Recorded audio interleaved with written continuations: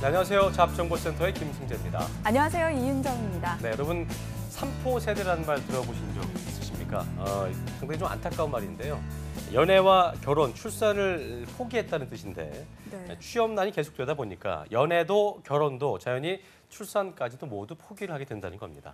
네, 이런 3포 세대가 늘어나면서 네네. 작년 혼인율이 사상 최저치를 기록했다고 하더라고요. 그렇습니다. 물론 나름의 이유는 있겠지만 참 안타까운 현실입니다. 그렇습니다. 이런 때 저희가 할 수 있는 게 뭘까 생각해봤는데요. 우리 취업준비생들을 위해서 파이팅, 실제로 도움이 될 수 있는 취업 정보들을 가득 준비하는 일이 아닐까 싶습니다. 네, 오늘도 고품격 취업 정보로 찾아왔습니다. 네네. 먼저 세상의 모든 직무를 여기서 만나보실 수 있습니다. 직무 열전 시간 기다리고 있습니다. 그렇습니다. 그리고 기적의 자기소개서 작성법을 단독으로 저희가 전격 공개를 하고요. 또 참 만나면 좋은 분이시죠. 그 이름도 고귀한 소장의 취업신의 한 수도 준비가 되어 있습니다. 네, 그럼 얼른 출발해 볼까요? 그렇습니다. 네, 4월 11일 월요일 잡정보센터 지금 시작합니다.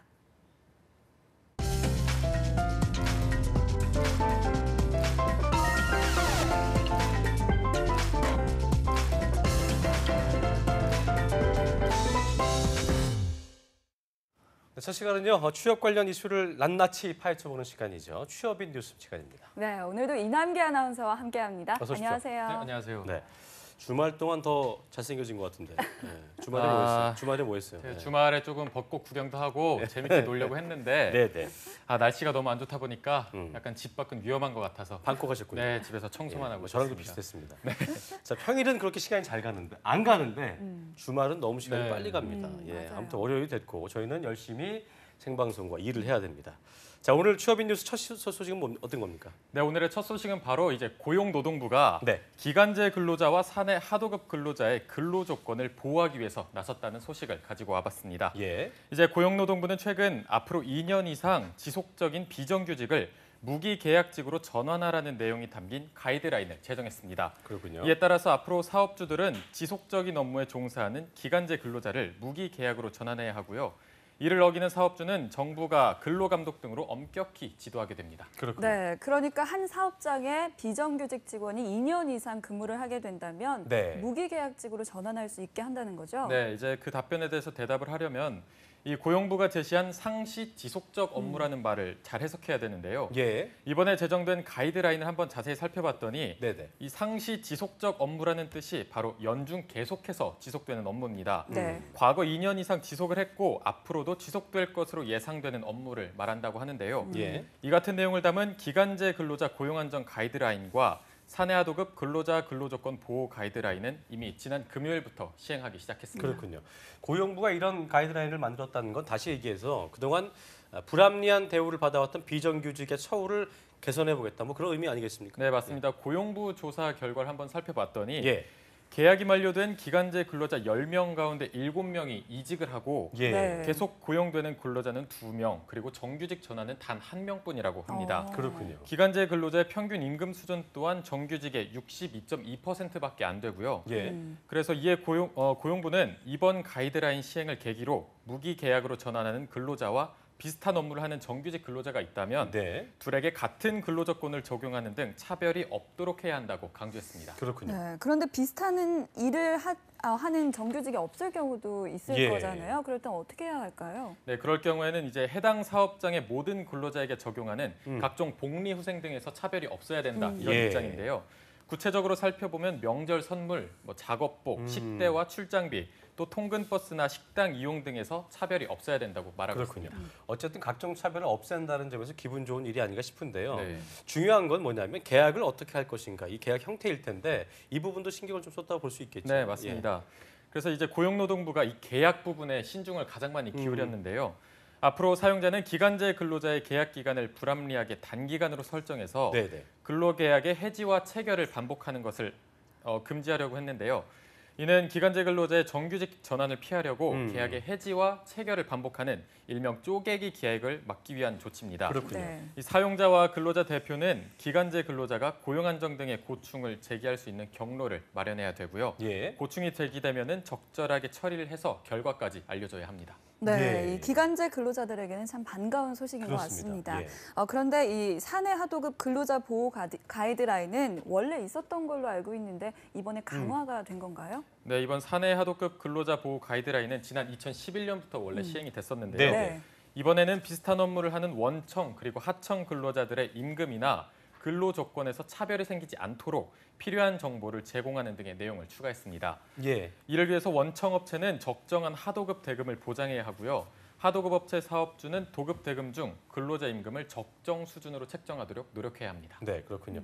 근로자 입장에서는 뭐 참 좋은 조건들이 아닌가 싶은데요. 문제는 이제 사업자들이 이것을 오롯이 수용하겠느냐 이거일 텐데 반발도 좀 있지 않을까요? 예. 네, 사실 이번 고용부의 가이드라인 발표를 두고 예, 예. 현재 노동개혁 입법이 지연되고 있는 상황인데 음. 기간제나 사내 하도급 근로자 보호를 위해서 그렇게 발표를 했는데 예. 고용부는 가이드라인 준수를 독려하기 위해서 예, 예. 정규직 전환 지원금과 고용구조 개선 컨설팅을 지원합니다. 그렇군요. 이 밖에 네. 다양한 행정적, 재정적인 지원도 제공할 예정입니다. 네. 네, 이번 가이드라인 시행은 비정규직 근로자의 고용 불안을 개선하면서 동시에 기업 경쟁력을 높이기 위해서라고 합니다. 그렇습니다. 사업납 현장에서의 어떤 노사의 자발적인 참여가 이루어질지 좀 지켜봐야 될 것 같고요. 자, 다음 소식을 알아보겠습니다. 2016년 서울특별시 기능경기대회가 열리고 있다고요. 네, 맞습니다. 지난 6일부터 시작해서 바로 오늘까지 열리고 있는데요. 네. 이번 대회는 서울공업고등학교를 비롯한 7개 경기장에서 컴퓨터 정보통신 등 총 48개 직종에 737명의 선수들이 참여했습니다. 그랬군요. 네, 작년에 우리나라가 이 국제기능 올림픽 대회에 나가서 통산 19번째 종합 우승을 할 정도로 그렇습니다. 우리나라 기능 수준이 세계 최강이라고 하던데 네. 이번에도 볼거리가 많겠죠? 예. 네, 그렇습니다. 한번 경기장별로 제가 살펴봤는데 네. 네네. 제1경기장인 서울공업고등학교에서는 모바일 로보틱스 등 15개 직종이 펼쳐졌고 예. 제2경기장에서는 정보기술 등 12개 직종의 경기가 치러졌습니다. 그랬군요. 이 밖에도 자동차 정비와 게임 개발 등이 개최됐는데 예. 또한 한국산업인력공단 서울지역본부와 서울남부지사에서는 요리와 제과 제빵 등의 직종이 열렸습니다. 네, 또 이 시민들이 즐길 수 있는 프로그램도 많다던데요. 네, 어떤가요? 먼저 미래의 기능 꿈나무라고 할 수 있는 초등학생들을 대상으로 한 과학 상자를 이용한 창의적인 모형 제작이나 네. 청소년을 대상으로 한 드론을 활용한 인명 구조 등의 흥미로운 프로그램과 번외 경기가 있었습니다. 예. 이 시민들도 제과 제빵 만들기 체험과 네일 아트 시연 행사 등 풍부한 부대 행사를 즐겼습니다. 네. 네, 빵 참 좋아하는데요. 저도요.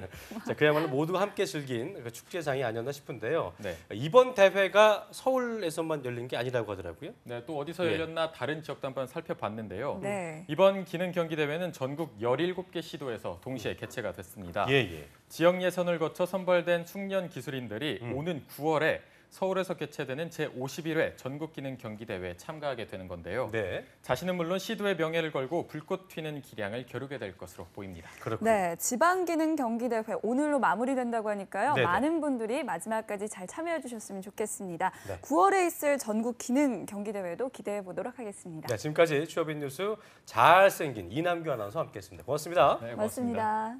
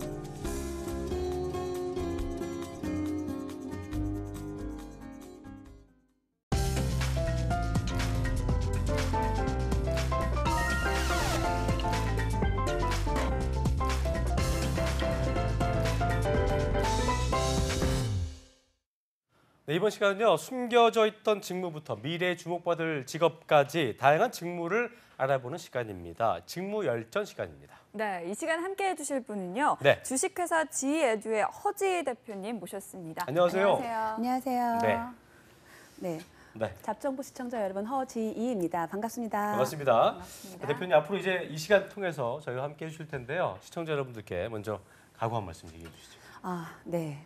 사실 굉장히 좀 고민을 많이 했었어요. 네. 제가 얼마나 많은 직무를 여러분들한테 정말 필요한 정보를 알려드릴 수 있을까 예. 좀 생각을 했었는데요. 네. 최근에 그 기술이라던가 이런 흐름 자꾸 바뀌면서 예전에는 전혀 각광받았지 않았던 직업들이 새로 떠오르는 경우도 있고 많이 있지 않습니까? 네. 그래서 새롭게 떠오르는 직무들 그리고 예전과는 다르게 최근에 들어서 인기가 올라가고 있는 직무들 그런 직무들을 어떻게 하면 선택하실 수 있는지 정말 좋은 정보들 최대한 많이 알려드릴 수 있도록 노력하겠습니다. 기대하겠습니다. 어떻게 보면 최근에 청년 실업도 커지고 있기 때문에 이 새로운 일자리가 또 새로운 먹거리가 될 수 있는 거니까요. 좀 기대를 하겠습니다. 네. 자, 지난달이었죠. 이세돌 구단과 알파고의 세계 바둑 대결이었습니다. 전 세계인의 이목이 집중됐었죠. 네, 예. 제가 다 긴장하면서 봤던 그렇죠. 기억이 나는데요. 결국에 알파고가 승리했잖아요. 4대 1이었습니다. 네, 이 인공지능이 이렇게까지 발달했구나 싶은 생각이 들더라고요. 네, 그렇습니다. 이 인공지능이라는 게 정확하게 뭔지 설명 부탁드립니다. 네. 네, 인공지능이란 딱 말을 풀이하면요, 인간이 만든 지능 이렇게 볼 수가 있는데요. 네네. 먼저 정보기술의 한 분야로서 인간이 먼저 인간의 지능으로 할 수 있는 사고라던가 학습 능력이라던가 자기개발이라던가 네. 이런 부분을 컴퓨터가 직접 할 수 있도록 하는 겁니다. 그렇군요. 네. 쉽게 말해서 컴퓨터가 인간의 지능적인 행동을 모방할 수 있도록 하는 것, 그런 것들을 인공지능이라고 하는 거죠. 네, 우리가 쉽게 얘기해서 이제 예전에 뭐 헐리우드 영화나 이렇게 CG가 잘 만들어진 영화에서 저 AI 저런 거는 이제 AI라는 제목도 있었고요, 영화 맞아요. 실제로. 영화에서나 나오는 게 미래 세대에서 일어날 법한 일이 아닌가 싶었는데 이제는 실제적으로 사람들의 실생활에 영향을 많이 미치고 있다고 하더라고요. 어떻습니까? 네, 맞습니다. 알파고가 세간에 큰 관심을 불러일으키기도 그렇죠. 했었지만 사실 인공지능이 우리 생활에 접목되기 시작했던 것이 벌써 예전부터 일이거든요. 뭐 이미 로봇에 의해서 대체되어 버렸던 직업은 많이 있기도 하고요. 예. 그래서 오늘은 기술의 발달로 소멸되게 될 혹은 주목받고 있는 그런 새로운 직업에 대해서 알아보도록 하겠습니다. 네, 네. 그거 정말 궁금한데요. 맞습니다. 제가 하고 있는 이 아나운서라는 직업도 포함되어 있는지 참 안 됩니다. 궁금합니다. 절대 안 됩니다. 안 예. 되죠. 네. 저희 굶어 죽습니다. 네, 어떤 직업이 있는지 소개해 주시죠. 네. 네, 얼마 전에 한국고용정보원에서는요, AI와 로봇으로 대체가 힘든 직업과 네네. 대체가 될 확률이 큰 직업 이런 것들을 순위별로 한 30위까지 발표를 하기도 했었어요. 예. 먼저 로봇에 대체될 가능성이 큰 직업은 먼저 콘크리트공. 콘크리트공. 네, 예. 그것이 1위로 뽑혔었고요. 예. 그 뒤로 청원경찰, 조세행정사무원, 격리사무원과 행정사무원, 환경미화원, 그리고 세탁 관련업이라던가 택배업 이런 것들이 먼저 뽑혔습니다. 네네. 그리고 이런 직업도 대체가 되나? 라는 그런 직업들도 있었는데요. 네네. 행정 및 경영 지원 서비스라던가 보조교사를 비롯한 기타 교사, 그리고 육아도우미, 단순 판매 관련 종사원 이런 분들이 좀 눈에 띄었습니다. 그렇군요. 특히나 이제 교사라는 직업도 대체가 될 수 있는 거군요. 네. 이게 보면 요즘 뭐 그냥 하는 얘기지만 학생들이 되게 말을 잘 안 듣는다고 하잖아요. 근데 그래서 그런 것 때문에 선생님들이 굉장히 많은 스트레스 받는다고 하던데 맞습니다. 로봇가 대체하면 좀 그런 부분이 좀 줄어들 수 있겠네요. 어쨌든 네. 상당한 직업이 있는 것 같고요. 이윤정 아나운서는 이 외에 직업 중에는 뭐 어떤 게 좀 있다고 생각해보세요? 저 같은 경우에는 육아 도우미가 참 의외다라고 생각이 예. 드는데 예. 이 아이와의 감정 교류가 그 로봇이 할 수 있을까라는 그런 혹시 의문이 뭐 듭니다. 아기 돌보기 귀찮아서 그런 얘기하는 거 아니죠? 네, 아무튼 이 인공지능으로 예. 정말 많은 직업들이 사라질 생각을 하니까 참 씁쓸하기도 한데요. 그렇습니다. 그렇다면 인공지능으로도 대체되기 어려운 직업엔 어떤 게 있는지 소개해 주시죠. 네, 주로 뭐 화가, 그리고 조각가, 사진작가, 네. 지휘자, 작곡가, 애니메이터 네네. 이런 식으로 흔히 생각하는 예술계의 직종들이 대체가 좀 어렵다라고 뽑혔어요. 예, 예. 아무래도 창작과 관련이 있는 직업이 인공지능과 대체되기 어렵다라고 보는 그런 경향이 좀 있었고요. 예. 예술계통이 아닌 직업도 있었습니다. 대학 교수, 출판물 기획 전문가, 오. 큐레이터, 영상 편집기사, 물리치료사 이런 것들도 있었습니다. 이게 이제 그 우리나라뿐만이 아니고 이제 전 세계적인 흐름이다 보니까 네. 외국에서 관심이 많을 것 같습니다. 예.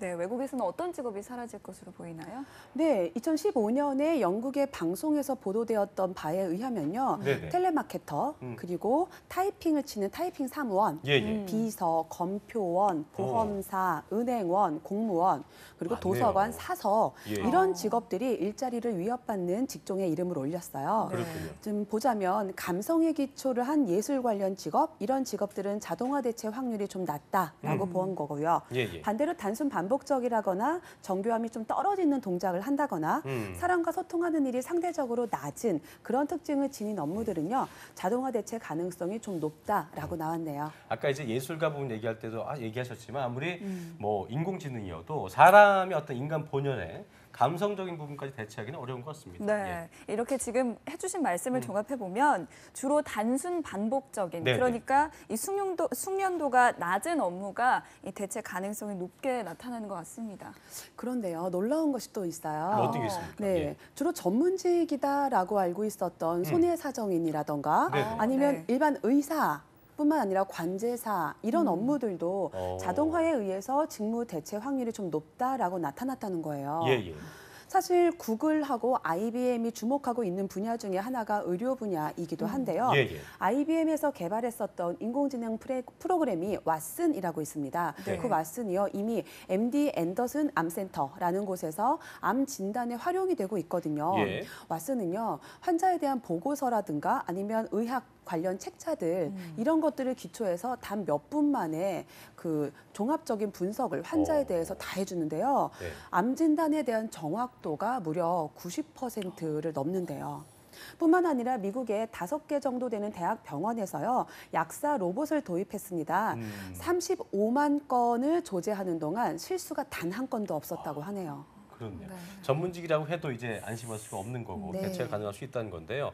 어떤 면에서 좀 구체적으로 대체가 될 수 있는 겁니까? 좀 설명해 주시죠. 네, 지난 1월에 그 UN 미래 보고서 2045라는 예. 보고서가 발표가 되었습니다. 네. 30년 후에 인공지능이 인간을 대신할 수 있는 직업군으로 네. 의사, 변호사, 기자, 세무사, 회계사, 감사, 금융 컨설턴트 이런 것들을 꼽았거든요. 예.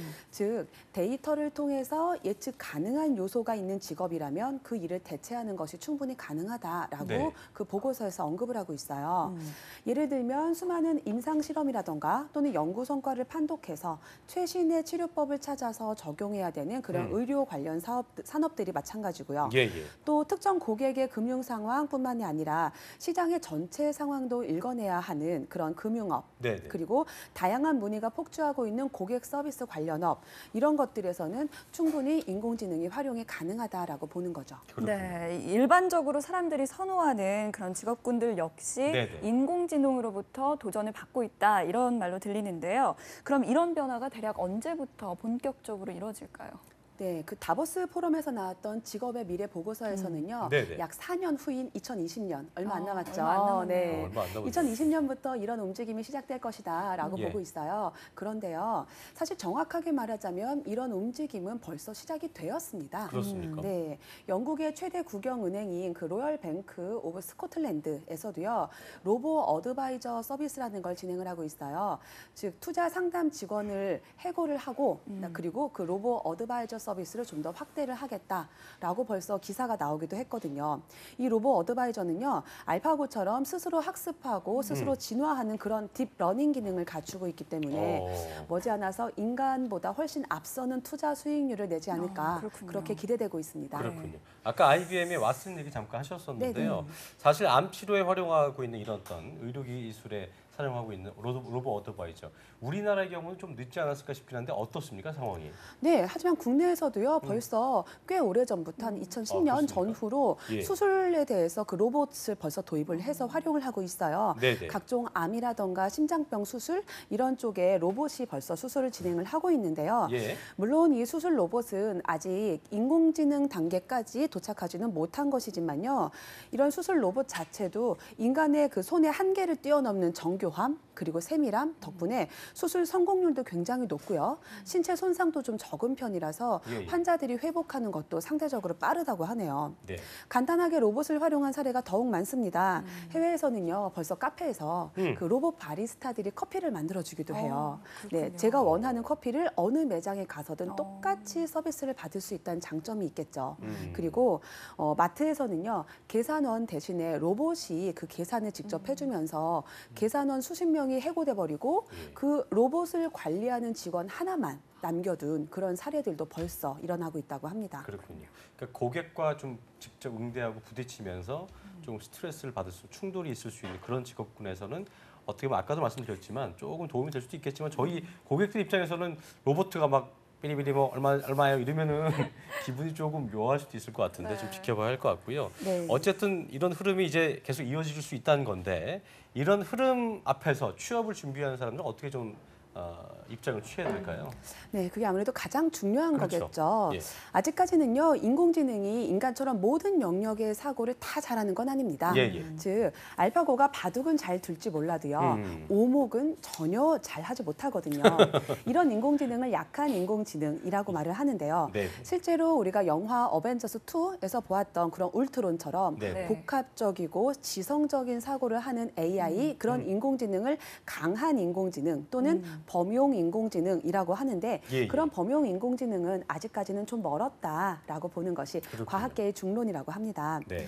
따라서 벌써부터 우리가 알파고 이제 우리 인간은 끝났어 라고 생각하는 거 그렇게 생각할 필요는 벌써 없을 것 같아요. 예. 다만 우리 취업 준비생들은 인공지능으로 쉽게 대체되지 않을 직업들을 잘 선택을 해서 지금부터 준비를 열심히 하는 그런 자세가 필요하겠죠. 네. 네, 굉장히 의미 있는 조언을 해주셨는데요. 그렇습니다. 이러한 기술의 발전이 이 삶의 질을 높여주기는 하겠지만 네, 네. 우리 수많은 일자리를 사라지게 한다는 건 참 두렵습니다. 그렇습니다. 네. 근데 이제 그 실업자가 대폭 증가한다거나 뭐 경제 생태계가 파괴된다거나 이런 문제가 발생하기 전에 어쨌든 뭐 인간 사회도 대책이 좀 필요해 보이는데요. 네. 이런 우려의 상황이 오지는 뭐 쉽게 오거나 그러지는 않겠죠. 어떻게 봐야 될까요? 네, 아무래도 인간의 감성이라는 것을 바로 인공지능에 대체하기는 어려우니까요. 네, 네. 아까도 말씀드렸듯이 그 한국고용정보원의 자료에 의하면요, 예, 예. 인간의 감성을 주로 상대하거나 또는 주로 소통을 중시하는 직업들은요 쉽게 사라지지 않을 것이라고 합니다.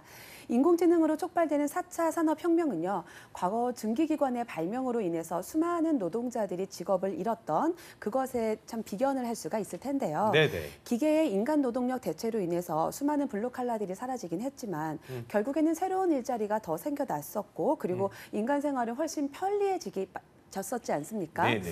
인공지능의 발전으로 인해서 새롭게 부각되는 그런 일자리들 이런 것들을 찾아내서 대비한다면 아마 충분히 경쟁력을 가질 수가 있겠죠. 그렇군요. 다만 전통적으로 인기가 있었던 화이트 칼라 직종 그런 것들이 더 이상 과거와 같지는 않을 겁니다. 네. 네, 그렇군요. 아까 인공지능으로도 대체할 수 없는 직종에 예술계 직종이 많았었는데요. 근데 우리가 모두가 다 예술계 쪽으로 예. 갈 수는 없잖아요. 그렇습니다. 그렇다면 인공지능이 발달하더라도 주목받을 수 있는 직업 있나요? 이게 중요합니다. 네. 네, 있습니다. 우리가 앞으로 주목해야 될 그런 직업들은요, 기계 그리고 인공지능 이런 것들이 홍수 속에서도 이런 기계 때문에 도리어 피로감을 느꼈던 인간의 감성이라던가 네네. 심리 상태라던가 이런 것들을 좀 치유해 줄 수 있는 직업들 앞으로 좀 더 각광을 받게 될 텐데요. 네. 그리고 인간의 상호 소통이라던가 교감 그리고 가치적인 판단이 중요한 직업 이런 것들은 앞으로도 지기보다는 계속 떠오르는 직업으로 유지가 될 것 같습니다. 그렇습니다. IT의 홍수 속에 저희가 잠시 좀 여유를 갖고 쉬어보는 거 이게 중요하잖아요. 또 그런 부분들에서 좀 우리가 할 수 있는 일이 어떤 게 있는지 좀 지켜보겠습니다. 자, 교감 소통을 할 수 있는 직업이 좀 주목받을 것이다 이런 말씀을 해주신 건데 이런 직업들 앞으로 좀 많이 소개를 해주십시오. 예. 네, 알겠습니다. 네. 앞으로 이런 직업들을 하나씩 소개를 해드리면서 어떻게 준비를 하셔야 될지 그런 점들까지 다 정보를 드릴 건데요. 지원자의 성향이라던가 그리고 전공에 따라서 어떤 직무가 적합할지 네. 혹은 지원 방법은 어떠하며 연봉이라던가 처우가 어떠한지 그리고 향후 전망이 어떠할지 이것들까지에 대해서요. 특히 요즘에 주목받고 있는 국가직무능력표준 NCS 있지 않습니까? 네네. 그것들과 최대한 연계해서 앞으로 좀 자세하게 설명을 해드리도록 하겠습니다. 네.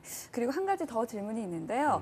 요즘 학생들이 가장 선호하는 직업 있다는 네. 어떤 게 있습니까? 어떤 게 있을까요? 학생들이 저희 기성세대들이 보기에는요 좀 편한 직업을 찾아간다 이런 말을 많이 해요. 좋은 얘기는 아닌데. 꼭 편하다기보다는 과거의 틀이라던가 혹은 어느 정도 규제되어 있던 프레임에서 벗어나서 네네. 인간다운 생활을 좀 누릴 수 있으면서도 자신의 창조성 같은 것들을 발휘할 수 있는 그런 직업들을 좀 선호하는 경향이 있더라고요. 네. 네, 그래서 우리가 과거에는 대기업이라면 모두 좋다라고 네. 생각했던 시절이 있었는데요. 최근에는 대기업 중심으로 산업이 흘러가는 것이 아니라 스타트업들이 새로운 그 시장의 흐름을 바꿔가고 있지 않습니까? 그렇군요. 예. 네, 그쪽으로도 학생들이 많이 생각을 돌릴 수 있도록 제가 앞으로 많은 정보를 준비하도록 하겠습니다. 알겠습니다. 기대하겠습니다. 자, 지금까지 지에듀의 허지 대표와 함께했습니다. 오늘 말씀 고맙습니다. 고맙습니다. 네, 감사합니다. 네, 벌써 1부 마칠 시간이 됐는데요. 잠시 후 2부에서는요. 전국 각지의 채용 소식을 만나보실 수 있는 고용 네트워크 시간이 준비되어 있습니다. 네, 그리고 취업 쪽집게 코칭이죠. 고기환의 취업신의 한 수도 기다리고 있습니다. 네, 채널 고정해 주시고요. 잠시 후 2부에서 뵙겠습니다. 지금이 아니면 살릴 수 없습니다. 입사 지원만 수십 번. 갈 곳이 없습니다. 노동개혁 골든타임. 그들의 희망을 살릴 수 있는 시간은 지금뿐입니다. 35년 만에 바뀐 공무원 헌장, 무엇이 달라졌을까요? 국민에게 봉사하고 청렴을 생활화하며 투명하고 공정하게 맡은 바 책임을 다하고 창의성과 전문성을 바탕으로 적극적으로 일하는 공무원. 모든 국민이 행복한 대한민국을 만들어간다. 반듯한 공직사회를 위한 다짐, 미래를 여는 공무원 헌장, 대한민국 정부. 자랑스럽습니다. 오늘 일하는 보람을 가슴 가득 채우고 국민의 행복이란 희망찬 내일을 준비합니다. 내가 대한민국의 공무원임이 자랑스럽습니다. 나는 자랑스럽습니다.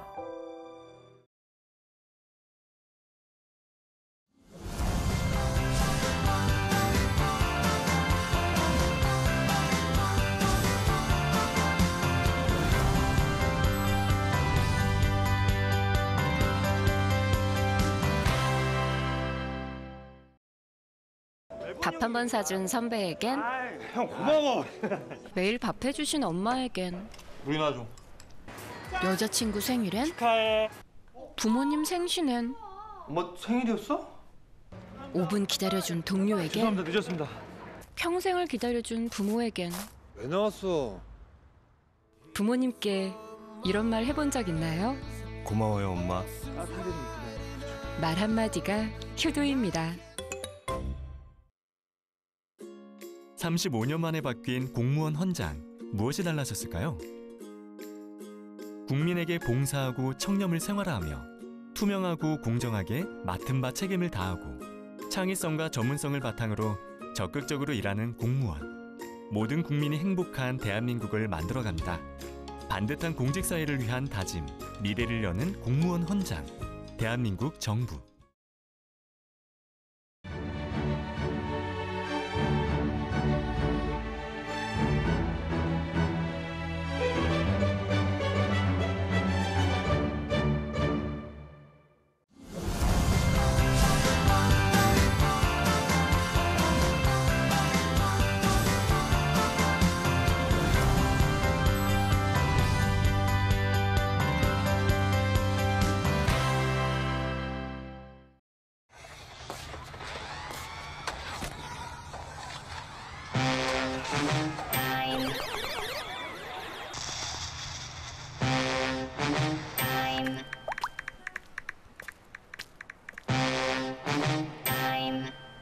스마트폰을 쉬게 하는 모바일 제로타임.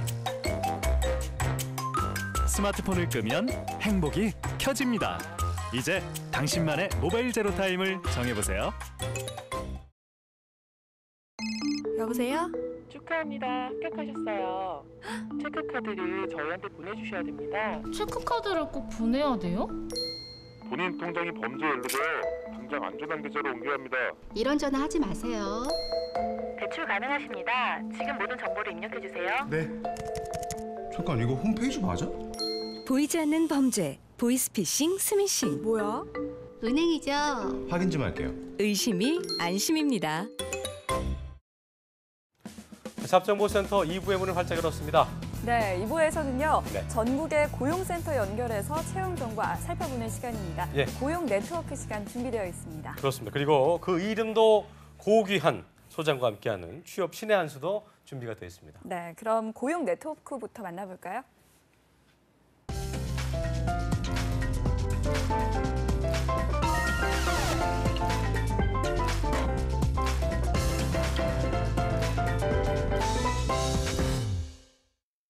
네, 우리 지역의 채용 소식을 가장 빠르게 만나보는 시간이지요. 고용 네트워크 시간입니다. 네, 4월 11일 월요일, 오늘은 전라도 광주 지역으로 가보겠습니다.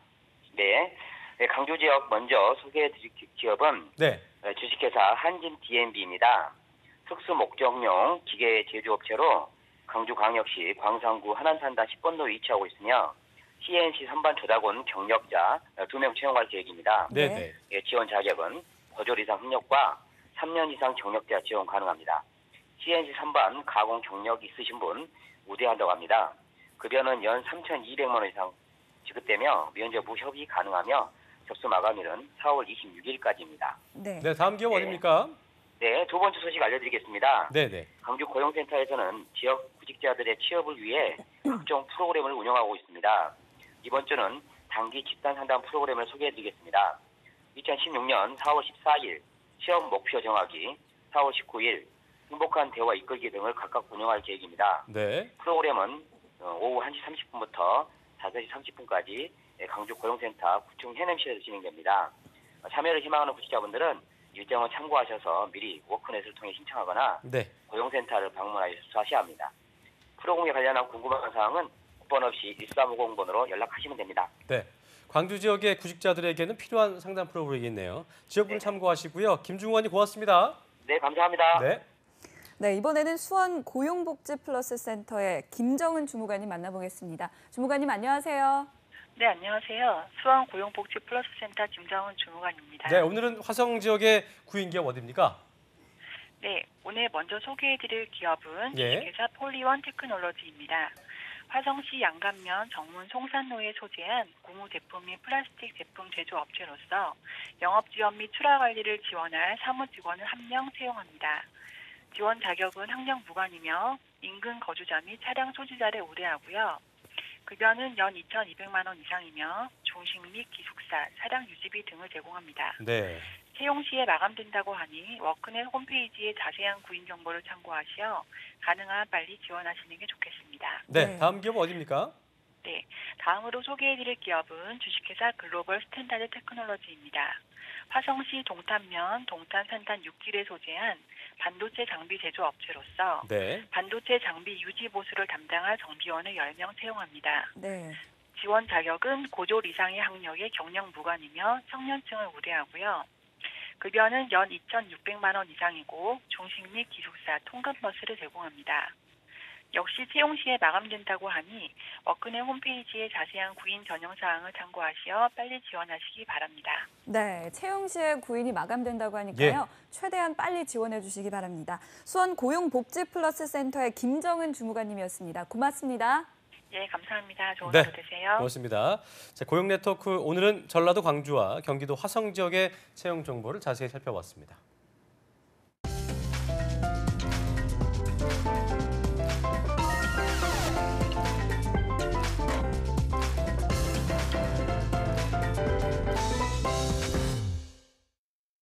이번 시간은요, 너무나도 기다리던 시간이죠. TV로 만나는 맞춤 취업 컨설팅, 취업 신의 한 수 시간입니다. 네, 첫 회부터 독보적인 존재감을 드러낸 분이시죠. 그렇습니다. 예. 네, 취업전략연구소의 고귀한 소장님 나오셨습니다. 어서 오세요. 안녕하세요. 안녕하십니까. 네, 한 주 동안 잘 지내시지 못한 것 같습니다. 몸이 안 좋아 보입니다. 그렇죠. 제가 왜 몸이 안 좋냐면요. 네. 우리 이제 취준생들에게 어떻게 하면 도움이 될 수 있을까.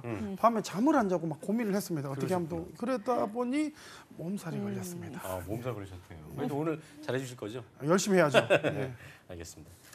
자, 이게 개인적으로 좋은 소식이 있다고 들었는데 그 NCS 관련 면접 외부 전문가로 위촉받으셨다고요? 네, 예, 고민을 거듭한 결과 좋은 소식도 있었습니다. 제가 이제 어느 기업이라고 보안각서를 썼기 때문에 말씀을 드리기는 좀 애매한 부분이 있는데 제가 며칠 전에도 최종 면접에 외부 면접 전문가로 직접 참여를 했었습니다. 네네. 그래서 스펙을 완전히 배제를 했었고요. 그리고 열정과 절실함에 반해서 채용을 결정했던 그런 사례가 분명히 있었습니다. 네. 아직 모르실 겁니다. 왜냐하면 발표가 이번 주말에 나는 걸로 알고 있거든요. 제가 그래서 그런데 제일 마지막에 오신 분, 그때 저에게 보여주셨던 그 절실함, 거기에 제가 베팅을 한 겁니다. 그렇기 때문에 그 절실함, 초심을 잃지 말고 끝까지 유지해 주시길 바랍니다. 네, 어떤 분인지 모르겠지만 좀 축하드리고요. 아무튼 바쁜 와중에도 앞으로 취업 신의 한 수 빼먹지 마시고 구직자 여러분들에게 좋은 정보 많이 부탁드리겠습니다. 네. 알겠습니다. 열심히 하겠습니다. 네, 또 지난주에 이어서 오늘도 잡정보센터를 찾아준 분이시죠. 네. 취업 컨설팅을 받은 이성재 학생 모셨습니다. 어서 오세요. 어서 오세요. 안녕하세요. 취업준비생 이성재입니다. 네. 작년부터 계속 구직 활동하고 있는데 올해는 취업 신의 한 수에서 도움을 받아서 꼭 취업에 성공하고 싶습니다. 여전히 그 귀엽고 풋풋한 모습이 일주가 지나서도 여전하군요. 네. 지난 1년의 노력이 헛되지 않았다는 것을 올해 취업을 꼭 보여주시기 바라고요. 자, 오늘은 어떤 한 수를 보여주실 겁니까? 예, 성재 학생 같은 경우에는 네. 취업 컨설팅이 처음이 사실은 아닙니다. 그래서 이번 주에 바로 자기소개서 컨설팅으로 바로 넘어갈 건데요. 네네. 그런데 자기소개서 첨삭에는 분명히 기준이라는 게 있습니다. 이 기준을 모르면 첨삭을 하기도 힘들고요. 첨삭을 하고 나서도 이게 어디가 변했는지 정확하게 알 수가 힘듭니다. 그래서 네네. 오늘은 제가 바로 이게 자기소개서 작성법이다라는 것을 확실하게 보여드릴 건데요. 방송에서는 아마 최초 진행 시도되는 걸로 제가 알고 있습니다. 여러분은 오늘 자기소개서의 매직을 한번 확인하실 수 있으실 겁니다. 네, 자기소개서를 잘 쓸 수 있는 기적을 보여주신다는 것 그렇습니다. 같은데요. 자세하게 설명해 주시죠. 예, 일단 자기소개서 작성하는 방법에 대해서 알려주려면 제일 중요한 게 백문이불여일견입니다. 네네. 예를 들어서 자기소개서 작성하는 방법을 제일 잘 가르치는 건 직접 쓰는 걸 보여주는 겁니다. 그것만큼 좋은 게 없거든요. 그런데 소위 취업 전문가라는 분들은 사실 자기소개서 작성이 잘 안 되시죠. 그래서 이제 이분들은 과연 전문가가 맞나라는 고민을 하게 되죠. 그러니까 이제 그 얘기는 이제 요리사가 요리를 못하는데 요리사라고 하는 것이다. 뭐 이런 맥락입니까? 예, 제가 얘기하기 힘들었는데 얘기해 주셔서 감사하고요. 그래서 저는 자기소개서를 직접 작성할 수가 있습니다. 국내에서 자소서를 학생들이 보는 화면에다 대고 20분 만에 1000자짜리를 역량 기반으로 쓸 수 있는 사람은 아마 저밖에 없을 거예요. 그래서 여러분 지금 당장 녹색 창을 켜시고 취업 신의 한 수 검색하시고요. 역량 시각화 전문가를 검색하시면 자세한 정보 받으실 수 있을 겁니다. 네, 그래서 이 코너 이름이 취업 신의 한 수가 그렇습니다. 아닌가 싶습니다. 네. 네, 그렇다면 오늘 기적의 자소서 작성법 직접 보여주실 거죠? 네, 직접 보여드리고 싶었으나 이게 생방송에는 변수가 좀 있습니다. 네네. 의외로 제가 작성을 하고 나면 한 5분에서 10분이 남아요. 그러면 이제 방송사고가 날 수도 있을 것 같아서 그래서 제가 오늘은 좀 다른 방법으로 자소서를 한번 작성하는 방법을 보여드릴 건데요. 네네. 집중해 보시면 좋을 것 같은데 네. 자, 만일 누군가가 정말 아무것도 아닌 소재, 아침 일찍 일어났다 이런 소재를 가지고 과연 자소서를 쓸 수 있을까요? 라고 했었을 때 저는 썼습니다. 네. 그래서 작성한 그 팩트, 아침 일찍 일어났다라는 팩트로 자기소개서 작성하는 과정을 성재 학생과 우리 이 취준생 여러분들 그리고 이 방송을 보시는 모든 분들에게 제가 자세하게 알려드리도록 하겠습니다. 취준생분들은 진짜 기대가 되겠네요. 눈이 좀 또렷해 보이는데 기대가 되고요. 바로 지금 방법을 좀 보여주시죠, 그럼요. 네, 제일 먼저 1단계 몇 가지 단계가 있는데 첫 번째 단계로서 뭔가 경험 소재, 아무것도 아니고 정말 평범하고 일상생활에서 있을 수 있는 그런 소재를 가지고 이제 작성을 해볼 건데요. 그 소재가 바로 아침 일찍 일어났다입니다. 자, 성재 학생 본인이 예를 들어서 독자고 그 독자가 인사 담당자겠죠. 본인이 인사 담당자인데 누군가가 작성한 이 글, 아침 일찍 일어났습니다. 이 글을 보고 어떤 궁금증이 생길까요? 왜 아침에 일찍 일어났나 뭐 이런 궁금증이 생길 것 같습니다. 그렇죠. 그렇다면 그 왜 아침 일찍 일어났냐에 대한 대답을 써야 됩니다. 이게 바로 2단계인데요. 여기서부터는 성재 학생이 추가되는 부분을 직접 한번 읽어주시기 바랍니다. 자, 2단계 보시죠. 나는 운동을 하기 위해 아침 일찍 일어났죠. 자, 그렇습니다. 아침 일찍 일어난 게 운동을 하기 위해 일어난 겁니다. 자, 그러면 김승재 아나운서님, 여기까지 읽고 어떤 궁금증이 생길까요? 운동을 한다는 것은 뭐 여러 가지 의미가 있겠지만 이 친구가 왜 운동을 해야 될까? 그렇죠. 지금 건강을 위한 걸까? 아니면 뭐 다른 이유가 있을까요? 그렇죠. 시청자 여러분들은 뭐 자기소개서 작성법을 보여준다고 하고선 이상한 얘기들을 하고 있으니까 이게 잘 되어가고 있는지 궁금한데 잘하고 있는 겁니다. 예, 끝까지 보시면 제가 왜 이렇게 진행을 했는지 아시게 될 거고요. 아무튼 여기서는 왜 운동을 하는가, 왜 아침 운동을 일어나서 하는가에 대한 궁금증을 한번 해결해 보도록 하겠습니다. 자, 성지 학생 스타트. 우연히 뉴스 기사에서 아침 식전 운동이 다이어트에 가장 효과적인 운동이라는 기사를 보게 되었으며 그날 이후 예, 그렇죠. 그 다이어트를 하기 위해 아침 일찍 일어나서 운동을 한다. 이건 진짜 팩트거든요. 식전에 공복에 운동이 굉장히 효과적입니다. 다이어트. 그렇습니다. 자, 그러면 이윤정 아나운서님, 네. 그렇다면 당연히 이번에 드는 궁금증이 뭘까요? 그렇다면 왜 다이어트를 해야 하는지 이게 궁금해질 것 같습니다. 이그제클입니다. 예, 정확하게 그 부분이 궁금해지겠죠. 인사 담당자들도 이런 것들을 읽으면서 왜 이래 궁금할지에 대한 이런 부분들을 해결해 나가는 게 자소서에 있어서 구체화의 과정이라고 이해를 하시면 될 것 같고요. 네. 자, 그 이유에 대해서 한번 보여드리겠습니다. 성지 학생 이쁘고 또박또박하게 잘 읽어주시기 바랍니다. 예. 어느 날 나는 건강검진을 받으러 병원을 방문하게 되었고 건강검진 결과를 보고 충격을 받게 되었다. 그 이유는 당시 20대의 젊은 나이에도 불구하고 나에겐 고혈압이 있었으며 약간의 당뇨 증상마저 있다는 것을 알게 되었기 때문이다. 충격이 조금 가시고 난 뒤 그동안의 생활 습관을 돌이켜보자 어쩌면 당연한 결과라는 생각을 하게 되었다. 왜냐하면 고기가 없으면 절대 밥을 먹지 않았던 식습관과 운동까지 하지 않았던 게으른 생활 습관을 동시에 가졌기 때문이었다. 그래서 나는 건강해지기 위해서 둘 중 하나를 포기해야겠다고 결심하였다. 그때 나는 여전히 고기를 먹는 식습관을 포기할 수 없었기 때문에 운동을 해야겠다고 생각하였다. 그러다 네, 이게 참 여러분 지금 자소서 매직을 함께 보고 계신데요. 네. 아침 일찍 일어났다 이 한 줄이 이렇게까지 늘어났습니다. 정말 신기하지 않은가 싶은데 혹시 또 남아 있습니까? 그렇죠. 몇 단계가 아직 남아 있습니다. 왜냐하면 아직 완성한 것은 아닌 것 같아 보이죠. 그래서 앞뒤가 정말 맞아가고 있다. 이런 것만 확인해 주시면 될 것 같고요. 다음으로는 그래서 왜 우리가 운동을 해야 되는 이유, 운동을 해야 되기 때문에 아침 일찍 일어나는 게 효과적인 운동이고 그래서 지금까지 운동을 해왔다. 뭐 여기까지를 우리가 이제 봤고요. 요 다음에 결과에 대한 부분입니다. 성지 학생 읽어주십시오. 이후 3년의 시간 동안 한 번도 아침 운동을 거르지 않았으며 그 결과 규칙적인 생활 습관은 물론 나이에 따른 정상적인 건강을 찾을 수 있게 되었다. 길을 읽고 생기는 그 궁금증을 해결하고 그렇게 반복하다 보니까 뭔가 좀 제대로 형식을 갖춘 글이 생겨나는 것 같습니다. 그렇죠. 네. 그런데 이 짧은 글이 갑자기 자기소개서가 되니까 TV를 보고 있는 시청자분들께서 이게 자기소개서가 맞나? 뭐 이런 궁금증이 생길 것 같아요. 그러니까요. 정확합니다. 이게 굉장히 좋은 말씀을 해주셨는데 이 부분이 어떻게 보면 포인트가 될 수 있습니다. 사실은 왜냐하면 이 글이라는 것은 지금 이까지만 읽었을 때는 일기인지 혹은 자소서인지 헷갈리는 부분이 약간 일기 같아요. 그렇죠. 왜냐하면 이 자소서라는 것은 여기서 영양을 붙이면 자기소개가 되는 거고요. 그럼 여기서 끝나면 사실 일기가 되는 거죠. 그래서 말 나온 김에 직무와 직무 역량으로 한번 연결을 한번 해보도록 하겠습니다. 자, 지금까지 잘 읽어주신 성지 학생 마지막입니다. 힘내세요. 네. 나는 회사에서 생산관리 직원이 되고 싶다. 생산관리라는 직업은 반복되는 패턴의 생산 라인에서 집중력을 잃지 않는 능력이 있어야 불량률을 줄일 수 있으며 그 특징상 규칙적인 생활 습관이 상당히 중요하다고 생각한다. 나는 위의 경험을 바탕으로 규칙적인 생활 습관을 가지고 있으므로 어떠한 상황에서도 집중력을 잃지 않고 불량률을 줄이는 직원이 되도록 하겠다.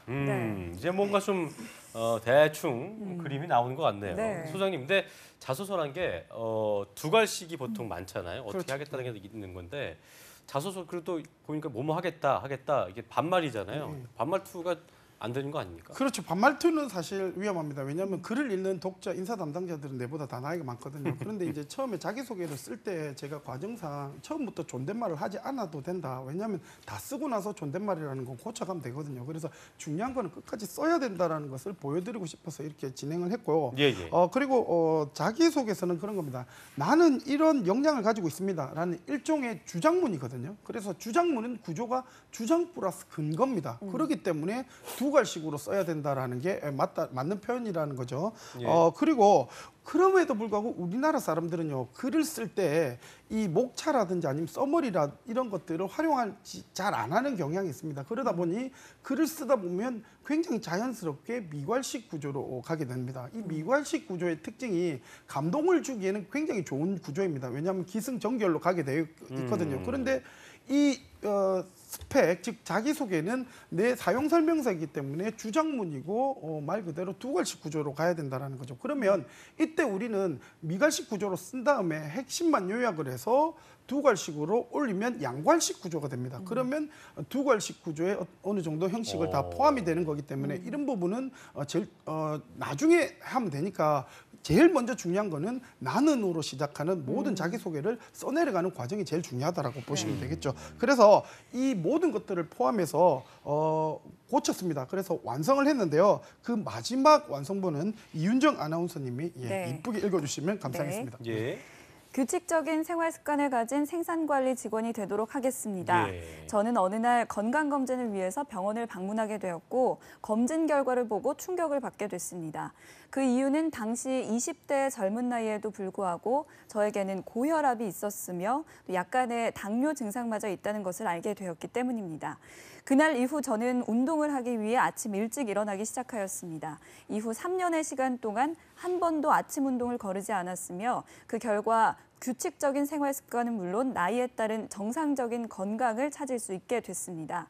저는 위의 경험을 바탕으로 규칙적인 생활 습관을 가지고 있으므로 어떤 상황에서도 집중력을 잃지 않고 불량률을 줄이는 직원이 되도록 하겠습니다. 야, 아까 저희가 쭉 보여줬던 거 1단계, 2단계, 3단계, 4단계 그거보다 훨씬 더 통으로 줄여지기도 했고 훨씬 깔끔하네요, 느낌이. 네. 역시 우리 아까 말씀하신 대로 매직 같은 느낌이 드는데 이렇게 되는 게 참 다른 분들 보통 친구들도 지금 보고 있는 취업 준비생들도 가능하다는 얘기죠. 예. 누구든지 보시면 그렇게 어려운 단어들도 없었고요. 단계들만 지키면 그리고 구체화의 과정들만 지키면 누구나 다 쓸 수 있는 게 바로 자기소개서다. 그리고 다시 한번 말씀드리지만 꼭 뭐 에베레스트 산에 올라가야지 자소서의 소재가 된다라든지 아니면 뭐 엘리게이터랑 수영을 같이 해야지 자소서를 쓸 수 있는 건 아니거든요. 굉장히 일반적이고 평범한 자기소개서 소재만 가지고도 얼마나 생각을 하느냐에 따라서 이 표현들이 자기소개서와 역량과 연결이 될 수 있다라고 이해를 하시면 될 것 같습니다. 네. 보통 학생들이 자소서 쓸 때 정말 머리를 막 부여잡으면서 되게 힘들어 하는데 특히 학생들이 자소서 쓸 때 좀 가장 어렵다라고 느끼는 부분이 있다면 어떤 부분이 있을까요? 이거 굉장히 중요한 말씀을 해주셨는데요. 어떤 부분이냐면 이 역량이라고 하는 것은 눈에 보이거나 들리지가 않습니다. 열정이나 창의력이나 아니면 직무지식 이런 것들이 눈에 보이거나 들리지가 않거든요. 그러면 이런 것들을 보이거나 들리게 표현해내는 자체가 굉장히 중요하다라고 말씀드릴 수가 있죠. 그럼 이런 부분들은 그냥 팩트 하나만 가지고 내가 이런 역량을 가지고 있습니다라고 표현하기가 힘듭니다. 가령 이런 부분이죠.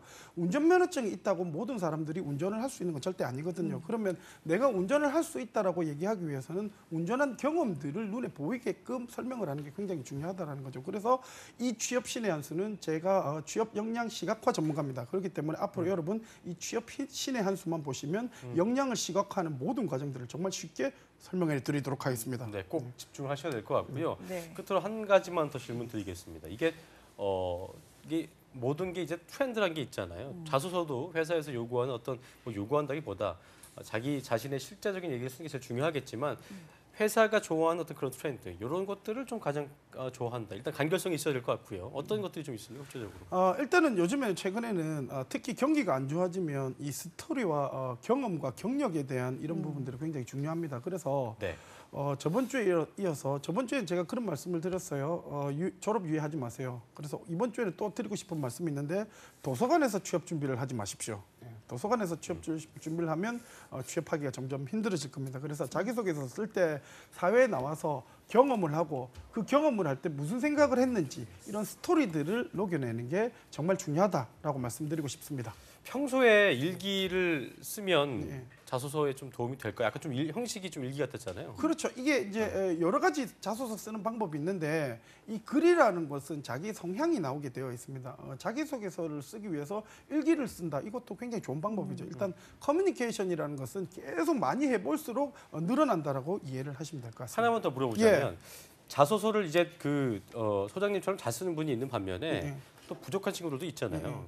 그런 친구들이 봤을 때 저거는 뭐 잘 쓰는 사람 얘기지라고 하는 분들이 분명히 있을 거란 얘기죠. 그런 분들이 차근차근 밟아갈 수 있는 어떤 기초적인 방법 같은 거 있다면 어떤 거 좀 그렇죠.